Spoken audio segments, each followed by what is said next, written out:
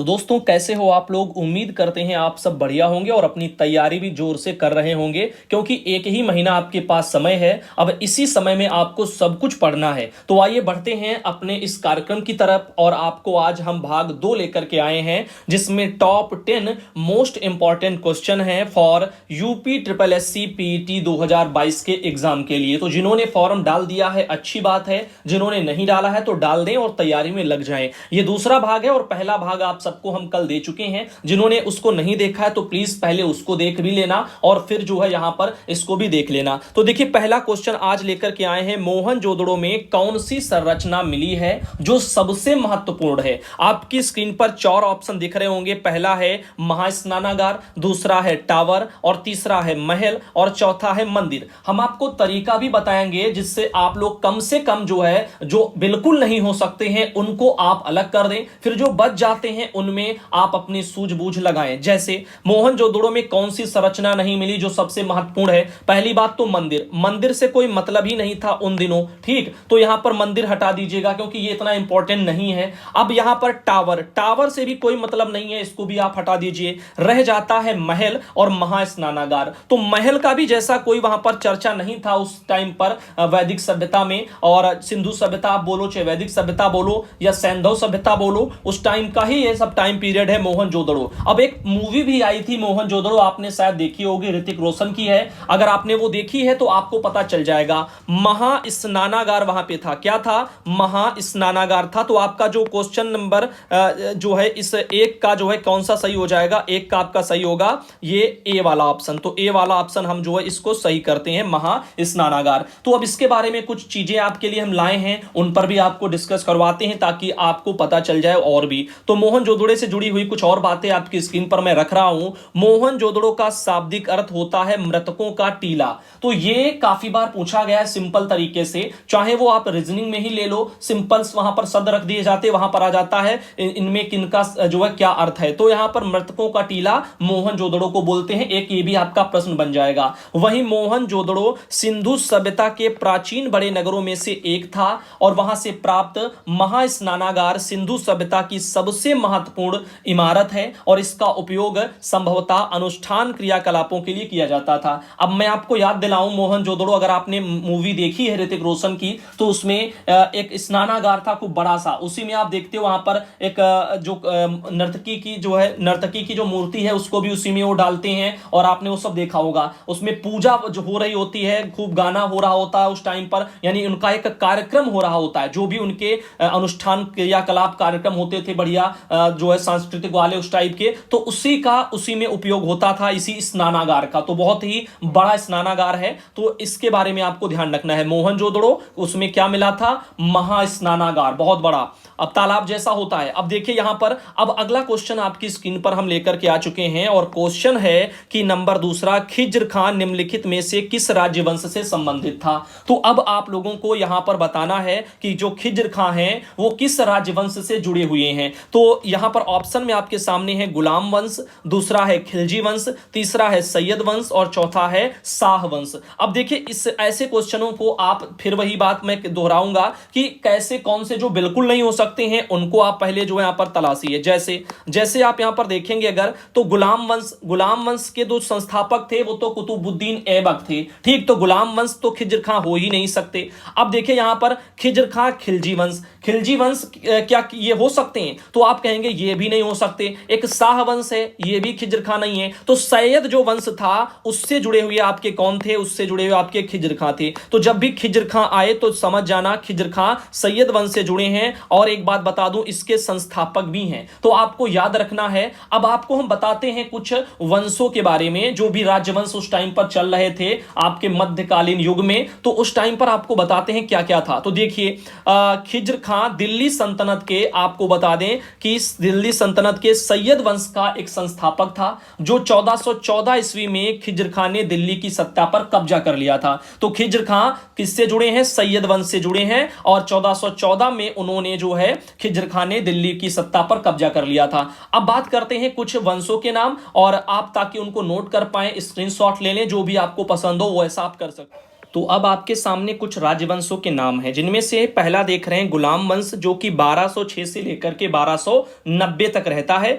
यहां पर जो 1200 लिख गया है ये गलती से लिख गया है, आप इसको थोड़ा काट दें और इसकी जगह पर क्या आप नोट कर लें, 1290 नोट कर लें, 1290। अब ये है आपका गुलाम वंश, और गुलाम वंश की जो स्थापना की थी वो किसने की थी, आपके कुतुबुद्दीन ऐबक ने की थी। तो यहां पर ऐबक भी आपके सामने ये दिख रहे हैं। तो अब हम आगे चलते हैं और आपको दिखाते हैं। जैसे अब आता है आपका खिलजी वंश। तो खिलजी वंश आपकी स्क्रीन पर है, 1290 से लेकर के 1320 तक इसका टाइम रहता है। तो देखो 1290 में खत्म कौन सा हुआ, आपका खत्म हुआ गुलाम वंश, तो शुरू हो गया वहां से खिलजी वंश, 1290 से 1320 तक चला। अब इसके जो संस्थापक थे खिलजी वंश के, वो थे आपके जलालुद्दीन खिलजी। अब ऐसे ही फिर आता है तुगलक वंश। तो तुगलक वंश फिर 1320 से स्टार्ट हो गया। अब यहां पर जो है तुगलक वंश के गयासुद्दीन तुगलक संस्थापक थे। फिर उसके बाद शुरू होता है सैयद वंश, 1414 से, लेकिन ये शुरू होता है क्योंकि 2 साल का यहां पर गैप रहता है, वो आपको मैं बता रहा हूं। तो देखिए अब अभी यहां पे देखा 1206 से, देखो यहां पर हुआ क्या, स्टार्ट हुआ।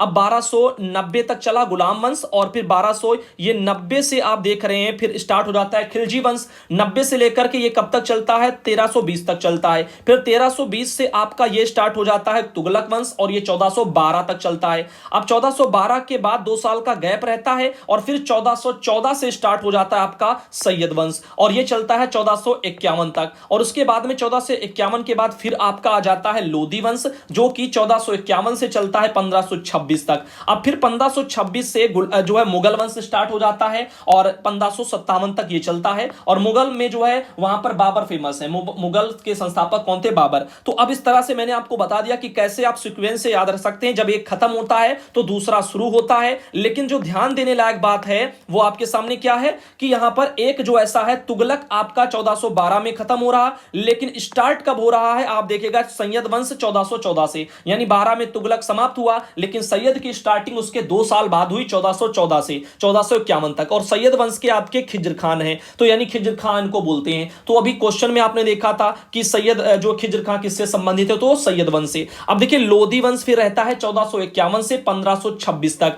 अब लोधी वंश के हैं कौन, बहलोल लोधी। अब लोधी वंश के समाप्त होने के बाद ही स्टार्ट हो जाता है मुगलों का शासन, और बहुत लंबा चलता है मुगलों का टाइम पीरियड। तो मुगल वंश के जो संस्थापक थे वो थे बाबर, और 1526 से 1757 तक मुगलों का राज रहता है, और ये बहुत ही ज्यादा महत्वपूर्ण है। अब बात करते हैं, यहां पर ये कुछ चीजें हैं जो आपने मुझे लगता है नोट भी कर ली होंगी और आपको पता भी चल गया होगा। तो खिज्र खां सैयद वंश से रिलेटेड है। अब आपके सामने हम क्वेश्चन लेकर के आ चुके हैं अगला, ईस्ट इंडिया कंपनी कब स्थापित की गई। तो देखिएगा ईस्ट इंडिया कंपनी आपकी सबको पता होगा 1600 ईस्वी में जो है स्थापित की गई थी। और ये क्वेश्चन बहुत ही ज्यादा जो है यहां पर सबके लिए, जो भी कंपटीशन की तैयारी कर रहे हैं उनको सबको आना चाहिए। 1600 ईस्वी में ईस्ट इंडिया कंपनी स्थापित की गई थी, और इनका स्टार्टिंग में जो उद्देश्य था वो व्यापार करने का था, कब्जा करने का नहीं था देश पर। अब आप सोचो कोई अपने देश में आएगा और 1600 ईस्वी में वो अपने देश को आया, ठीक सुनना हमारी बात को अच्छे तरीके से, आपको कुछ ना कुछ जानकारी बढ़िया हम दे देंगे। तो कब आया, 1600 में ईस्ट इंडिया कंपनी बनकर के भारत आई। अब राज कब किया, कब्जा उन्होंने 1857 की क्रांति के बाद में, हाँ आप कह सकते हैं, उसके बाद से ये लोग तेजी से और बढ़ने लगे। लेकिन जो नींव थी अंग्रेजों की वो 1757 के बाद ही रख दी गई थी। तो 1757 से अंग्रेजों ने स्टार्ट कर दिया अपना राजवाज करना धीरे धीरे करके, और वो धीरे धीरे बढ़ता गया। पहले एक जगह कभी बंगाल जीता, कभी ये जीता, कभी वो जीता, कभी राजाओं को उल्लू बनाया, ऐसे करके ये चलते गए। अब ऐसे करके इन्होंने कब्जा किया। तो स्टार्टिंग में कंपनी का जो उद्देश्य था वो कब्जा करने का देश पर बिल्कुल भी नहीं था, ये आपको पॉइंट ध्यान रखना है। वो आए थे केवल व्यापार करने के उद्देश्य से, लेकिन धीरे धीरे करके वो उन्होंने जो है कब्जा करने की सोच ली। अब देखिए यहां पर अगला जो पॉइंट है वो है आपके सामने जो क्वेश्चन आ रहा है, सूर्य के सबसे निकटतम ग्रह हम पूछ रहे हैं आपसे। तो सूर्य के सबसे निकटतम जो ग्रह है वो कौन है, स्क्रीन पर आपके सामने ऑप्शन मैंने दे दिए हैं। एक तो आपके पास बुध और मंगल का ऑप्शन है, दूसरा बुध और शुक्र का ऑप्शन है, और तीसरा अगर आप देखें तो नीचे पृथ्वी और बुध का ऑप्शन दिया है, और चौथा बुध और वरुण का ऑप्शन दिया है। मैं इसको थोड़ा ऊपर स्लाइड कर रहा हूं ताकि आपको नीचे वाले ऑप्शन भी दिख जाएं। तो इसमें आपका जो आंसर होगा सही वो आप जो है कमेंट करके हमें बता सकते हैं, अगर नहीं आता है तो हम आपको बता रहे हैं। तो बुध और शुक्र जो है वो सूर्य के सबसे निकट है। तो आइए आपको इसके बारे में और बढ़िया तरीके से हम समझाते हैं, फोटो भी दिखाते हैं। तो क्या आपको ये फोटो पसंद आई? अभी देखना, आज का वीडियो पूरा देख लीजिएगा। अगर आपको पढ़ाने का तरीका अच्छा लगता है, इसमें ऐसे ही क्या आप लोगों को और हम इमेज ला करके जो क्वेश्चन से रिलेटेड और अच्छे से समझाएं, क्या ऐसा आपको लगता है तो वो भी शामिल कर देंगे। अब देखिए, आप यहां पर देख सकते हैं, ये हमारा जो एक बड़ा सा लाल लाल आप देख रहे हो, जो ये ग्रह जैसा, ये हमारा क्या है? ये हमारा तारा है। और तारा हमारा कौन सा? सूर्य। सूर्य को ही देखो तारा बोलते हैं। जो तारे आप देख रहे हो आसमान में, ये जो तारे चमक रहे हैं, ये सूर्य हैं। अब आप समझिएगा, पूरे हमारे जो है यहां पर सौरमंडल में सबसे जो बड़ा है यहां पर एक महत्वपूर्ण, वो है आपका सूर्य और ये तारा। ये सभी ग्रहों से अपने यहां पर बड़ा है। आप समझ लीजिएगा कितना बड़ा, आप फोटो से ही अंदाजा लगा सकते हो। ये आपका सूर्य है और उसके चारों तरफ ये हमारे ग्रह हैं, जिनमें ये आप देखिएगा, एक ग्रह हो गया और एक ये हो गया, एक ये हमारी नीली नीली पृथ्वी दिख रही है, एक ये हो गया, फिर ये हो गया, फिर ये हो गया, फिर ये और ये, ऐसे हमारे ये 8 ग्रह हैं। देखो, मौजूदा समय में हमारे 8 ग्रह माने जाते हैं। पहले 9 ग्रह माने जाते थे। जो नवा है प्लूटो, उसको हटा दिया गया है, तो उसके बारे में भी अभी आपको हम बताएंगे। तो आप पूछे जाए कि ग्रह कितने हैं, तो आप 8 ग्रह बताएंगे, 9 ग्रह नहीं बताएंगे। ये यहां पर आप ध्यान रखना। तो ये हमारा सूर्य हो गया। अब आप अंदाजा लगाइएगा, और हमारी पृथ्वी ऐसे घूमती है, यानी सभी ग्रह आप समझ लीजिएगा, जितने भी ये ग्रह आप देख रहे हैं, ये सब के सब ग्रह सूर्य के चारों ओर ऐसे ही चक्कर जो है चक्कर लगा रहे हैं, और अपनी अपनी कक्षा में ही रहते हैं और ऐसे गोल गोल करके चक्कर लगाते हैं। ठीक, आप देख रहे हैं। और ये गुरुत्वाकर्षण जो सूर्य का है, उसी से ये सब बंधे हैं और इसीलिए इधर उधर नहीं जाते हैं। अगर ये खत्म तो सब कुछ खत्म। अब मान लीजिएगा, सूर्य का जब भी जो है यहां पर वो होगा, यानी विनाश होगा, या यह कह सकते हैं कि इसका टाइम खत्म होगा, जब सूर्य हमारा खत्म होगा, तो एक व्हाइट व्हाइट जो है कुछ बोला जाता है, व्हाइट व्हाइट पॉइंट जैसा, वही ये बन जाएगा। सिर्फ जो है प्रकाश का एक छोटा सा पुंज दिखाई देगा आपको, व्हाइट व्हाइट, बाकी ये सब पूरा खत्म हो जाएगा। ये सब चीजें आप लोगों को हम अपने उस वाले वीडियो में हम डिस्कस कर चुके हैं, जो हमने न्यूज में दिया था। खैर, इन चीजों को पीछे छोड़ते हैं और आपको क्वेश्चन से रिलेटेड बताते हैं। जैसे अब ये हमारा एक साइड में क्या है, ये यहां पर जो पीला पीला आप देख रहे हो, ये सूर्य है, इसका थोड़ा सा हिस्सा यहां पर ये दिख रहा है, ये हमारा क्या है? ये हमारा सन है। ठीक, अब इसके हमने सभी ग्रहों को लाइन से आपके सामने रख दिया है। अब आप देखें, ये जो आपके सबसे करीब, अब आप कहेंगे तो सूर्य के सबसे करीब कौन है? बुध ग्रह है। और आप देखिएगा कितना छोटा बेचारा बुध यहां पर दिख रहा है। आप अंदाजा लगाइए, ये छोटा सा सरसों के दाने जैसा ये हमारा कौन सा? बुध ग्रह दिख रहा है। अब आप सोचो, बुध से बड़ा न जाने कितना बड़ा हमारा तारा है। अब हमारी पृथ्वी भी आप अगर देखें तो ये तीसरे नंबर पर आपको ये दिख रही है, ये भी बहुत छोटी है सूर्य के मुकाबले। अब जो शुक्र है वो दूसरे नंबर पर है यहां पर, और शुक्र ये है। तो देखिएगा, ये पहले हो गया बुध, फिर हो गया शुक्र, फिर हो गई पृथ्वी, और फिर है हमारा ये मंगल। और मंगल भी देखो बहुत छोटा ग्रह है। अब इसके बाद में ये बड़ा एक ग्रह स्टार्ट होता है, बृहस्पति, जो हमारे बुध, शुक्र, पृथ्वी, मंगल, इन सबसे बड़ा है। ये सभी इसमें आ जाएंगे, आप सोचिएगा, तब भी मुझे लगता है छोटे ही वो रह जाएंगे। अब बृहस्पति इतना बड़ा है, लेकिन ये कितना भी बड़ा हो बृहस्पति, लेकिन ये सूर्य से तब भी बड़ा नहीं है, इस बात को भी ना भूलना। ठीक, अब देखिए इसके बाद में फिर, और ये जो स्टार्टिंग के आपके 4 ग्रह मैंने बताए, बुध, शुक्र, पृथ्वी और मंगल, इनको क्या कहते हैं? आंतरिक ग्रह कहते हैं। क्या कहते हैं? आंतरिक ग्रह, क्योंकि ये सूर्य के अंदर वाले जो कक्षा में है, अंदर की साइड में, तो ये इनसे निकटतम है, इसीलिए इनको आंतरिक ग्रह बोलते हैं। और जो बाह्य ग्रह हैं, ये आपके ये वाले बाह्य ग्रह बोले जाते हैं, जिनमें बृहस्पति है और शनि है और अरुण है और वरुण है। और ठीक इसके बारे में अब देखिए, फिर उसके बृहस्पति के बाद शनिवार बता रहे, यानी शनि ग्रह, और उसके बाद अरुण ग्रह, फिर उसके बाद वरुण ग्रह। अब देखो, इनमें कुछ चीजें ऐसी हैं जो आपके सप्ताहों से मेल खाती हैं, जैसे बुध यानी बुधवार, शुक्र यानी शुक्रवार, और ठीक पृथ्वी को छोड़ दो तो हमारा ग्रह ही है, मंगल यानी मंगलवार, बृहस्पति यानी बृहस्पतिवार, शनि यानी शनिवार। अब ऐसे करके आप सोच लीजिएगा, कुछ तो हमारे इनसे मेल खाते हैं जो हमारे सप्ताहों के नाम रखे गए हैं।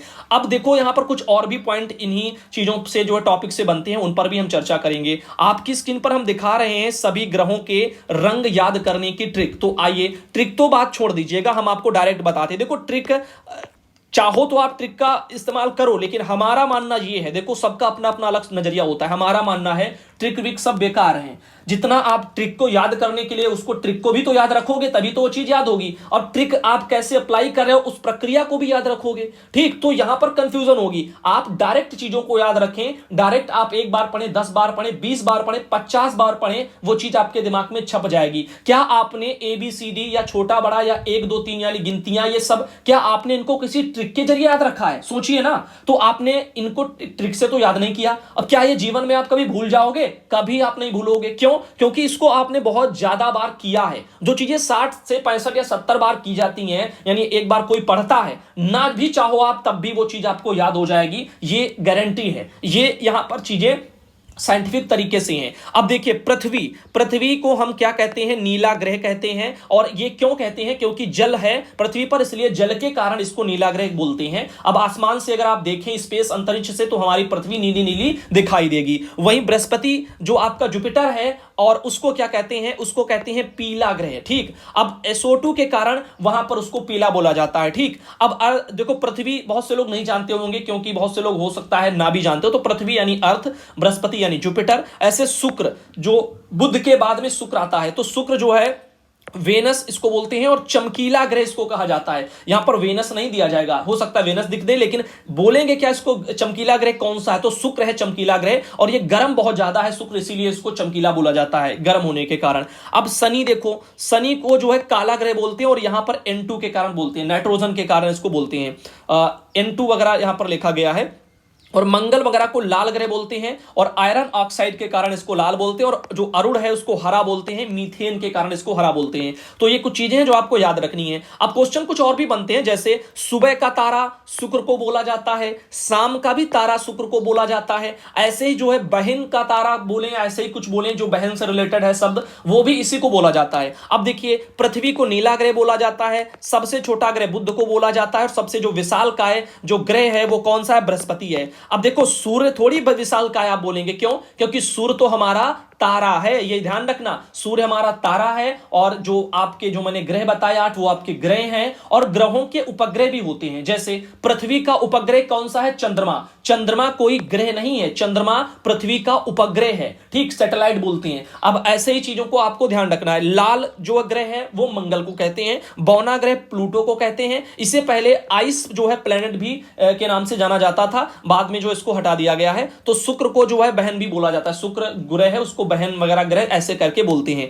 अब देखिए, अगले क्वेश्चन पर चलते हैं, क्योंकि कम समय में आपको बताएं। अब देखो, क्षेत्रफल की दृष्टि से भारत का सबसे छोटा जो केंद्र शासित प्रदेश है, वो यहां पर आपके सामने पूछा जा रहा है। आप इसका उत्तर दीजिए, और आपके हम डायरेक्ट ही आपको बताते, ताकि जो है समय ना लगे। देखो, ऑप्शन में है दिल्ली, और है आपके सामने चंडीगढ़, लक्षद्वीप और अंडमान निकोबार द्वीप समूह। तो सबसे छोटा अगर हम बात करें, तो आपके सामने जो है केंद्र शासित जो प्रदेश है, वो इन ऑप्शनों को अगर देखा जाए तो लक्षद्वीप आपके सामने नजर आता है। तो आप यहां पे देख सकते हैं ऑप्शन, अगर आपको लगाना है, ये ऑप्शन दिए होंगे, तो आपको कौन सा लगाना होगा? लक्षद्वीप लगाना होगा। अब बात करते हैं इससे जुड़े हुए कुछ और भी बातें जो आपके काम आ सकती हैं। देखो, वर्तमान समय में भारत में 8 केंद्र शासित प्रदेश हैं। पूछा जा सकता है भारत में कितने केंद्र शासित प्रदेश हैं, तो आप क्या बताएंगे? 8।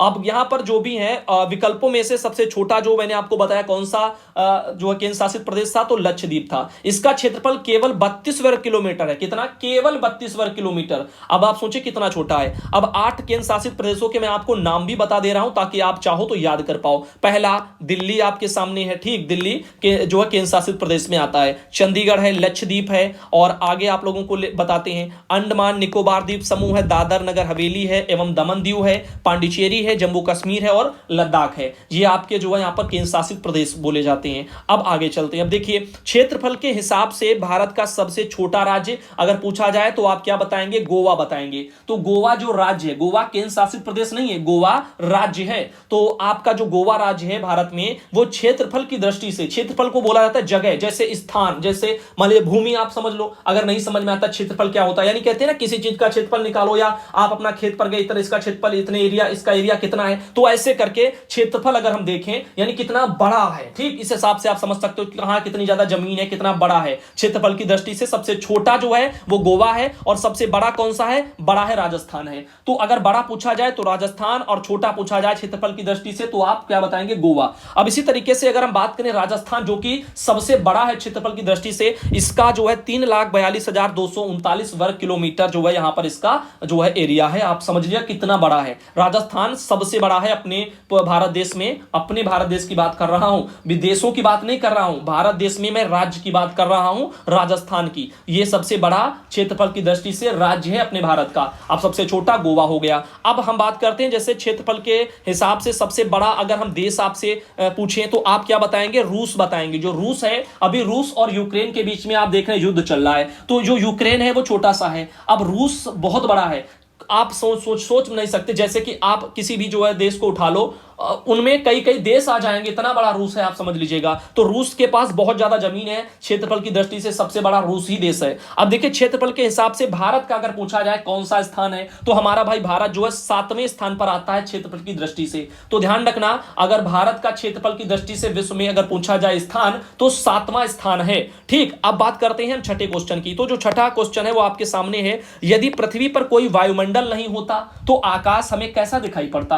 तो भाई अगर पृथ्वी पर जो है कोई वायुमंडल नहीं होगा तो सूर्य से आने वाली जो किरणें होती हैं तो वो यहां पर जो है कैसे आएंगी? कोई माध्यम तो चाहिए ना, तो यहां पर फिर वो हमें जो है कैसा काला दिखाई देने लग जाएगा, यानी कुछ दिखेगा ही नहीं, आप ऐसे कह सकते हो। अब यहां पर जो आप देख रहे हो सब दिखाई देता है, पृथ्वी पर कोई वायुमंडल नहीं होगा तो आकाश कैसा दिखाई देगा? तो आकाश जो है वहां पर काला दिखाई देगा अगर वायुमंडल नहीं होगा। अब हम आपको इससे जुड़ी हुई कुछ बातें बताते हैं, तो ये आपका काला वाला ऑप्शन सही हो जाएगा। अब चलते हैं आगे, इससे जुड़ी कुछ और बातें आपको बताते हैं। यदि पृथ्वी पर वायुमंडल का अस्तित्व नहीं होता तो आकाश काला दिखाई पड़ता। ठीक, अब देखो अनेक गैसें और जो जलवाष्प हैं इनका मिश्रण है, क्योंकि सभी पर वायुमंडल की उपस्थिति के कारण ही सूर्य के प्रकाश की जो किरणें हैं वो पृथ्वी पर रोक ली जाती हैं। वायुमंडल के कारण ही प्रकाश की किरणों का प्रकीर्णन यानी कि छितरा हो जाता है, जिससे प्रकाश हमको यानी सॉरी आकाश जो है हमको कैसा तब चमकीला दिखाई देता है। तो अगर ये यहां पर वायुमंडल ना हो तो जो है यहां पर आकाश हमें चमकीला नहीं दिखेगा, तब आकाश हमको काला काला दिखेगा।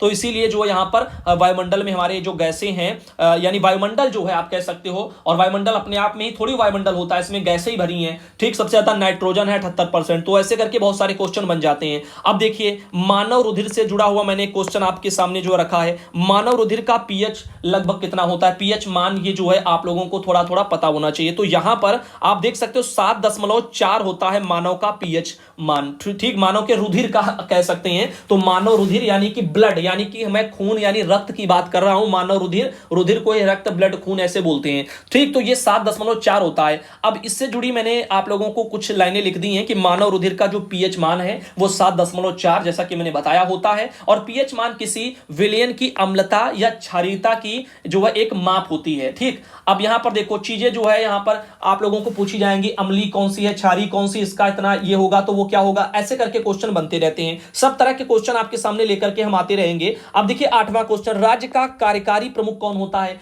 तो राज्य की बात यहां पर हो रही है, केंद्र की नहीं हो रही है। तो आपके सामने जो ऑप्शन है उसमें आपके सामने दिख रहे हैं मुख्यमंत्री और राज्यपाल और राष्ट्रपति और प्रधानमंत्री। अब आपका यहां पर जो राज्य की अगर कभी देखो बात करें तो राज्य की कार्यकारी का जो प्रमुख होता है वो होते हैं राज्यपाल। तो यहां पर ध्यान देना। और जब केंद्र की बात होगी तो वहां पर कौन होंगे? राष्ट्रपति होंगे। तो केंद्र के जो कार्यकारी प्रमुख होते हैं राष्ट्रपति, और जो राज्य के होते हैं वो कौन होते हैं? राज्यपाल होते हैं। अब ये जो राज्यपाल है वो राष्ट्रपति के अंतर्गत ही जो है ये सब चीजों को करते हैं। अब देखिए चलते हैं, आपको आगे ले चलते हैं। अब देखिए इससे जुड़ी मैंने कुछ बातें आपके सामने रखी हैं ताकि आप लोग थोड़ा और यहां पर डिस्कस कर लें। भारतीय संविधान के भाग 6 के अनुच्छेद 153 से लेकर के 167 तक राज्य कार्यपालिका की उसमें चर्चा की गई है। जिस प्रकार केंद्रीय स्तर पर राष्ट्रपति कार्यपालिका का संवैधानिक प्रमुख होता है, उसी प्रकार राज्य स्तर पर राज्यपाल की भूमिका होती है। और राज्यपाल की नियुक्ति पति के द्वारा, यानी राज्यपाल की जो नियुक्ति है वो राष्ट्रपति के द्वारा आप कह सकते हैं कि 5 वर्षों की अवधि के लिए की जाती है। और राज्यपाल को शपथ उस राज्य के उच्च न्यायालय के मुख्य न्यायाधीश द्वारा दिलाई जाती है। तो देखो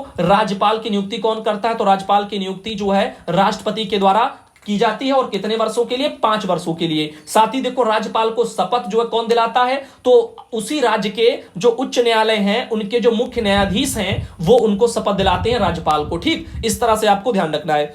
अगला क्वेश्चन है स्वाभिमान आंदोलन किसने शुरू किया था? तो यह भी काफी इंपॉर्टेंट है। अब इसके बारे में भी आपको हम बताते हैं, जो स्वाभिमान आंदोलन है उसको किसने शुरू किया था? तो स्वामी आपके नायकर जी हैं, इन्होंने शुरू किया था। तो आपका ये वाला ऑप्शन राइट हो जाएगा। स्वाभिमान आंदोलन किसने शुरू किया? जो है रामास्वामी नायकर। तो रामास्वामी नायकर से जुड़ी हुई कुछ बातें आपको हम बताते हैं, जैसे स्वाभिमान आंदोलन जो है ईवी रामास्वामी नायकर द्वारा वर्ष 1925 में शुरू किया गया था। पहले वे कांग्रेस के सदस्य थे, परंतु उन्होंने 1925 में क्या किया कि जो है कांग्रेस के पद से उन्होंने इस्तीफा दे दिया था और वे द्रविड़ आंदोलन के जनक भी माने जाते हैं। तो ये आपके उनसे रिलेटेड जो है कुछ पॉइंट हो गए। अब आपको लास्ट क्वेश्चन बता दें ताकि थोड़ा कम समय में आपकी बातें हो जाएं। 10वां क्वेश्चन है, किसके शासनकाल में रुपया का सिक्का भारत में प्रथम बार ढाला गया था? तो जो अगर बात की जाए सिक्का की, भारत में जो प्रथम बार किसके शासनकाल में ढाला गया था, तो आपको नाम एक ही बस याद रखना है और वो कौन है? शेरशाह सूरी। तो शेरशाह सूरी जो है यहां पर आपको नाम ध्यान रखना होगा और इनसे जुड़ी कुछ बातें आपको बता दे तो शेरशाह सूरी आपको ऑप्शन ये राइट हो जाएगा। और देखिएगा यहां पर नीचे चलते हैं और आपको बताते हैं शेरशाह सूरी के शासनकाल में रुपये का जो सिक्का है भारत में सर्वप्रथम ढाला गया था और शेरशाह सूरी जो है सूर समाज आप साम्राज्य बोल सकते हो, तो उसके संस्थापक भी थे। तो अपने जो भी इनका नाम से रिलेटेड देखो इनका यहां पर साम्राज्य उसके संस्थापक थे और उसके बचपन का नाम जो है क्या था? फरीद खां। तो इनका शेरशाह सूरी के बचपन का नाम फरीद खां काफी बार पूछा गया है, तो आपको ये वाला पॉइंट भी जो है थोड़ा याद रखना है, फरीद खां। उधर सिकंदरी गज भूमि की माप के लिए उन्होंने लागू किया था, क्या? सिकंदरी गज। तो ये एक पैमाना होता है सिकंदरी गज, ये भूमि की पैमाइश के लिए उन्होंने जो है लागू किया था।